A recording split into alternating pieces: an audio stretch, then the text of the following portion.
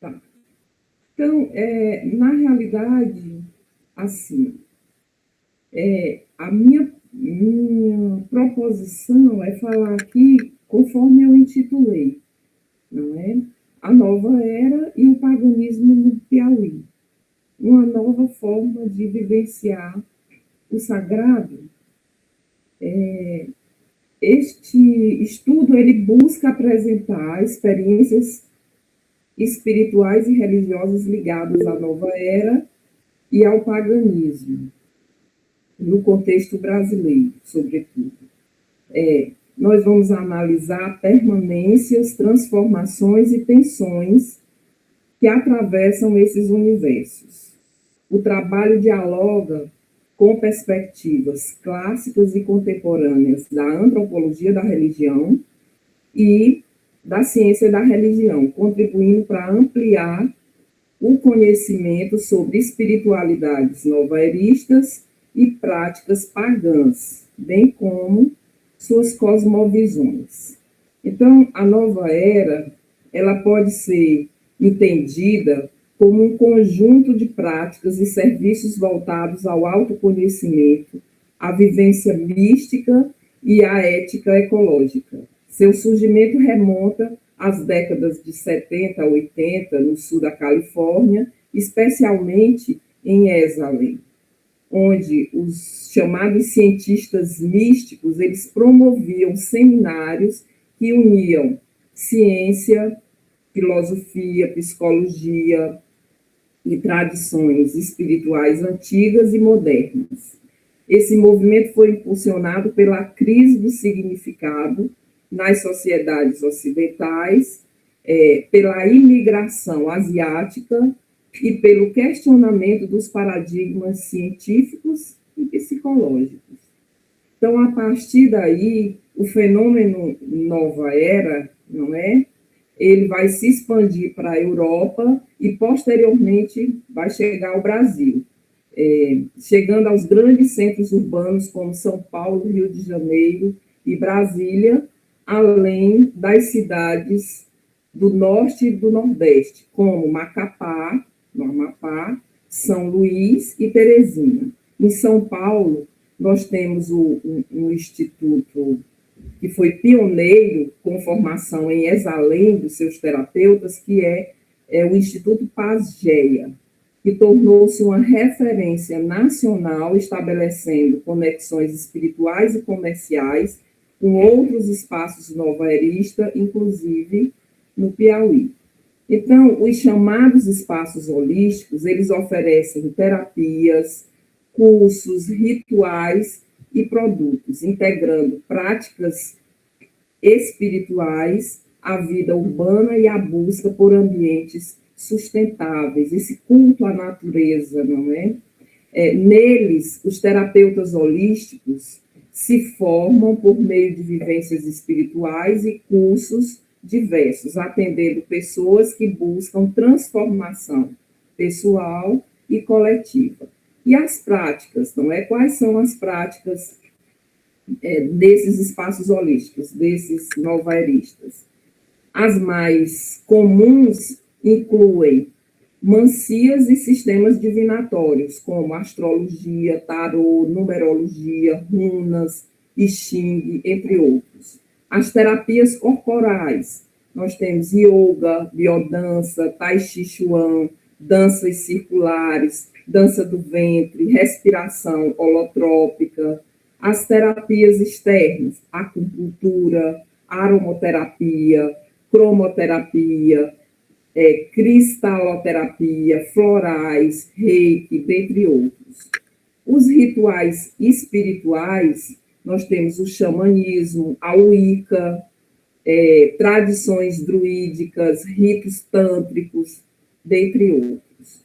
No Piauí, a nova era se consolidou a partir dos anos 1980, com a criação de grupos e espaços como o Grupo de Estudos Ufológicos Aunilan, que foi criado em 1982, a Fundação de Antroposofia, em 1983, a Escola de Biodança, em 1985, o Instituto Nairama de Yoga, em 1987, a Comunidade Aquariana de Itapireí, em 1992, o Espaço Luz de Gaia, em 2001, e o Círculo Piaga, em 2002, entre outros, aqui a título de exemplo.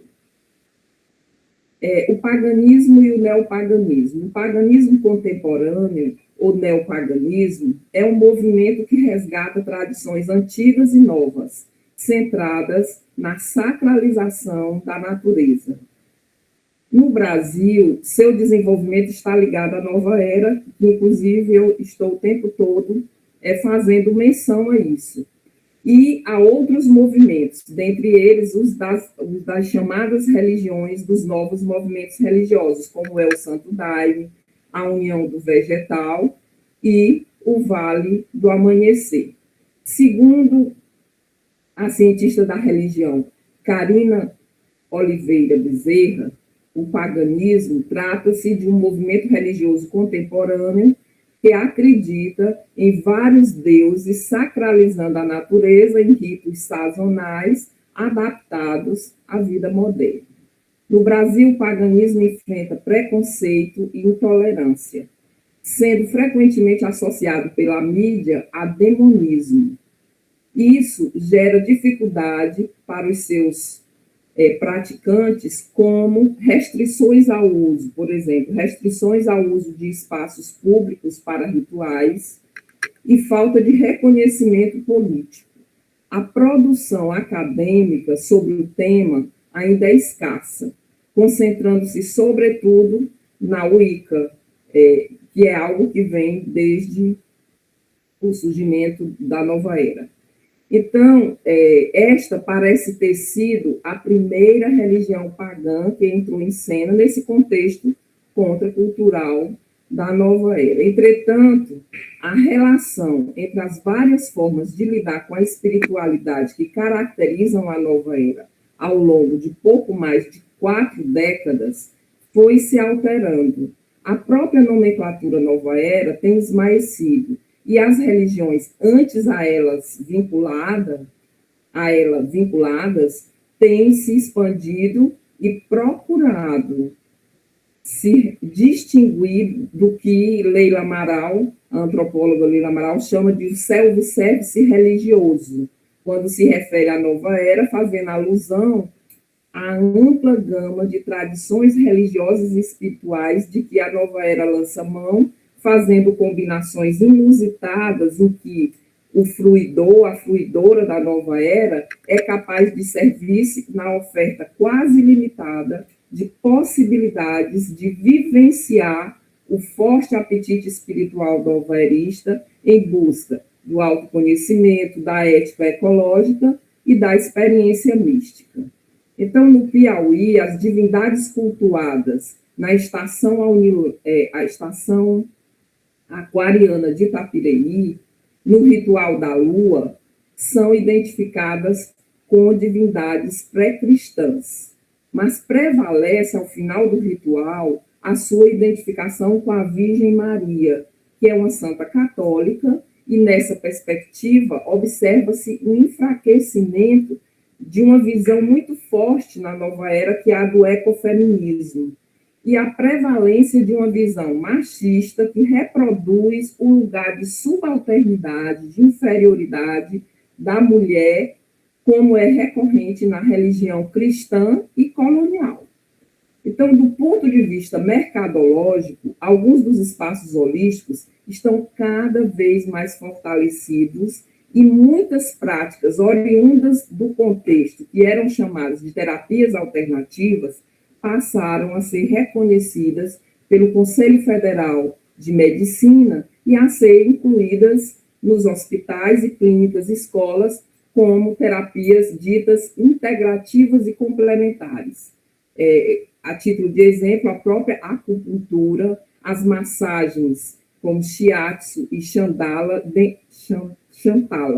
dentre outras, são muito utilizadas, especialmente no Hospital das Clínicas, em São Paulo. Então, em suas práticas terapêuticas e rituais, costumam ser reticente em relação ao uso de tradições afro-indígenas locais, como, por exemplo, o banho de ervas, que são tratamentos que têm explicações voltadas para tradições orientais, como um encobrimento, não é, de uma origem afro-indígena nessas terapias nos espaços holísticos. Em relação ao piaganismo, não é? No Piauí destaca-se o piaganismo, considerado a primeira religião neopagã genuinamente brasileira.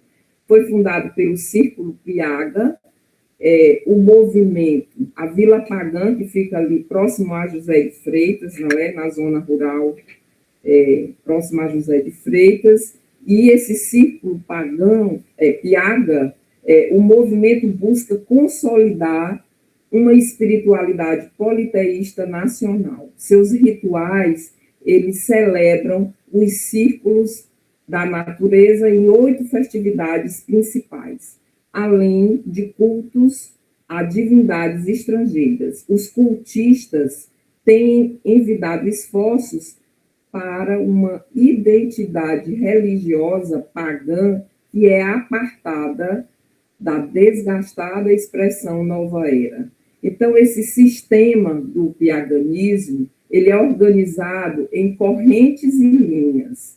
Existe a corrente da terra, que inclui divindades indígenas, ancestrais, encantados e deuses nativos como Tupã, Jaci e Jurupari. E a corrente colona, que reúne panteões estrangeiros como os pré-cristãos, não é? Os celtas e os nórdicos. Então, o paganismo, ao valorizar a magia como recurso de construção da realidade, desafia a racionalidade moderna e neoliberal, propondo uma relação de imanência com a natureza e integração entre corpo, mente e espírito.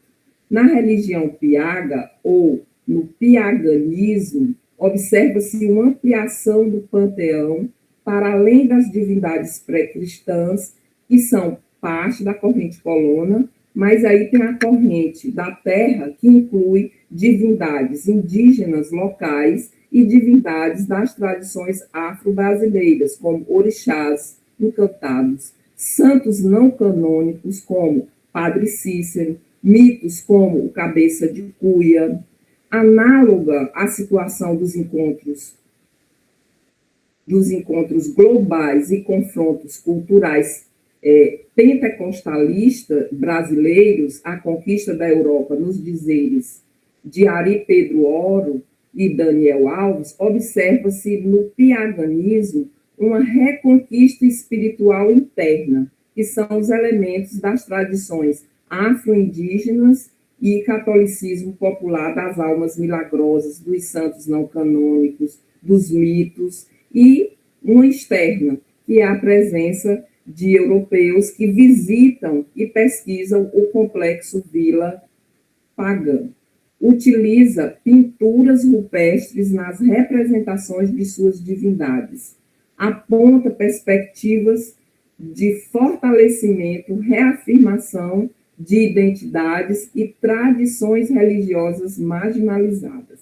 Parece que corrobora com uma perspectiva decolonial. Como afirma Karina Oliveira Bezerra, a magia no paganismo é um recurso e não a lixeira. Trata-se de modos de pensar diferentes das maneiras que a sociedade moderna impinge ao sujeito contemporâneo, pautada num racionalismo que busca encobrir, negar a importância da dimensão emocional, comunitária e mágica para o humano, que intenta uma busca de sentido existencial, causando incompreensão, intolerância, discriminação e colocando os buscadores desta cosmovisão em um lugar de desrespeito. Reitera-se que a pessoa cultista pagã tem como característica o estabelecimento de uma relação de imanência com a natureza, segue, não é, os ciclos da natureza, e a não separação entre corpo, mente e espírito. Refletir sobre o paganismo remete aos estudos da antropologia clássica evolucionista, mas não só ela, apontam que a crença na magia era uma tentativa ilusória e falsa de intervir na ordem do mundo e que os denominados povos primitivos eram ignorantes das leis da natureza e subjugados pela impotência diante dela. Eles recorriam ao pensamento mágico para produzir sobre a realidade os efeitos desejados. Para compreender tais argumentos, há de se perguntar o que é a magia e o que é a religião para esses pensadores. Mais adiante, não é? Nós temos o Durkheim. Para Durkheim, a magia e a religião são fenômenos que ressignificam a coletividade. A religião forma uma comunidade moral, a questão da coesão social, e a magia é uma prática individual e fonte de imoralidade, uma anomia na visão durkheimiana. Roger Bastide, ao analisar a macumba paulista nos anos 50, a viu como desagregadora, uma religião de negros egressos do processo de escravização e imigrados em busca de ascensão social. Considerando a posição da Igreja Católica, que por muitos anos considerou as superstições e crenças mágicas como fonte de desregramento moral e de loucura, a criminalização e perseguição policial da macumba e de outras religiões afro-brasileiras, que nos anos 50 foi um argumento utilizado para fechar muitos templos das religiões de matriz africana em nome da lei e da ordem pública. Observa-se ainda na atualidade a utilização deste argumento para proibir rituais religiosos que perturbam o silêncio das noites cidadinas, dos vizinhos dos templos religiosos em questão. Então, a situação marginal, a intolerância religiosa sofrida por grupos religiosos afro-brasileiros e por grupos que contemplam o paganismo contemporâneo e outras práticas rituais novaeristas, não pode ser inferida a partir do caráter anômico da magia. O intento é pensar na magia como Marcel Mauss, a ideia de mana, que atribui poder, ação, qualidade, que pode ter certos objetos, como o calor e a resistência, e seres, prestígio social ou riqueza. É pensar a magia como um sistema de conhecimento. Nesse sentido, a formação de uma identidade marginal do neopagão parece ter intrínseca relação com a cosmovisão que se pretende do pensamento primitivo como uma racionalidade que privilegia os ciclos da natureza, a relação de imanência e se distancia de uma racionalidade nos moldes iluministas, positivistas. Durkheim e Mauss abandonaram o ponto de vista que questiona por que as pessoas creem e se ocuparam em investigar qual o sentido da crença, qual a eficácia dos atos mágicos, o que a magia diz sobre o mundo, de onde vêm as categorias que a magia utiliza. A visão de magia enquanto sistema simbólico foi levado adiante por Lévi-Strauss, que tratou sobre a eficácia da magia, fazendo uma analogia sobre a cura psicanalítica e a cura mágica. O antropólogo inglês Evans Pritchard também faz uma comparação entre os sistemas de bruxaria africana e a ciência. Harvey explica que a natureza para o paganismo se vincula ao campo e aos lugares selvagens e à imanência. E Karina Bezerra afirma que o paganismo é um movimento religioso contemporâneo que acredita nos deuses antigos, sendo a natureza sagrada e cultuada em ritos sazonais, com adaptações para a vida moderna. Busca a inspiração e a reconstrução das antigas religiões pré-cristãs europeias e ou das tradições indígenas dos países e origens dos praticantes. A celebração da natureza, o magismo no paganismo é visto como um processo e utilizada como um recurso para a construção da realidade. Esta última parece deslocada aos olhos da cosmovisão capitalista e neoliberal, colocando adeptos do paganismo e suas lideranças em lugares marginalizados. E, por fim, as considerações finais.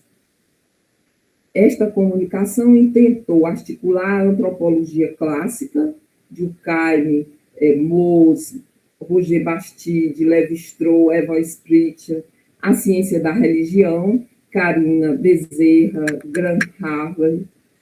Também utilizamos Leila Amaral, José Guilherme Magnani, Aldo Natali Perrin, Paula Monteiro, Ari Pedro Oro, mostrando que a nova era e o paganismo no Piauí se inserem em um campo religioso plural, marcado pela sacralização da natureza, pela busca do autoconhecimento e pela resistência à intolerância religiosa. As práticas novelistas e pagãs em Piauí revelam uma cosmovisão centrada na natureza, na ecologia e no autoconhecimento. Apesar da intolerância e da marginalização, esses grupos utilizam tecnologias e redes sociais para difundir seus rituais e produtos, muitas vezes adaptando sua linguagem para evitar represálias e buscando construir uma identidade própria. Nova Era tem sido uma nomenclatura pouco utilizada pelos fruidores. Paganismo tem sido uma nomenclatura muito difundida pelos cultistas. O piaganismo envolve um panteão diverso e que inclui tradições locais. A magia, entendida como técnica e arte de fazer, na perspectiva de Marcel Mauss, fortalece os praticantes e contribui para a construção dos seus mundos. O paganismo não busca salvação, mas sim sabedoria e harmonia com a natureza, valorizando o conhecimento como um caminho para o bem-estar. Reconhecer e respeitar essas formas de vivenciar a espiritualidade é essencial para combater a invisibilidade, a marginalização e a discriminação histórica que privilegia, no Brasil, religiões cristãs. Então, o paganismo brasileiro, especialmente o piaganismo, representa uma alternativa legítima de vivência espiritual que integra tradições ancestrais, indígenas, das religiões de matriz africana e modernas, reafirmando a diversidade religiosa no país. Então, muito obrigada. Espero não ter sido muito enfadonha, não é? Lendo, mas achei que seria mais proveitoso do ponto de vista de uma sistematização para a gente tratar de uma temática que é pouco explorada, não só aqui no Piauí, no Brasil, mas no mundo inteiro, que é a questão do paganismo. Muito obrigada pela oportunidade, professor Bruno, e demais aqui presentes, não é?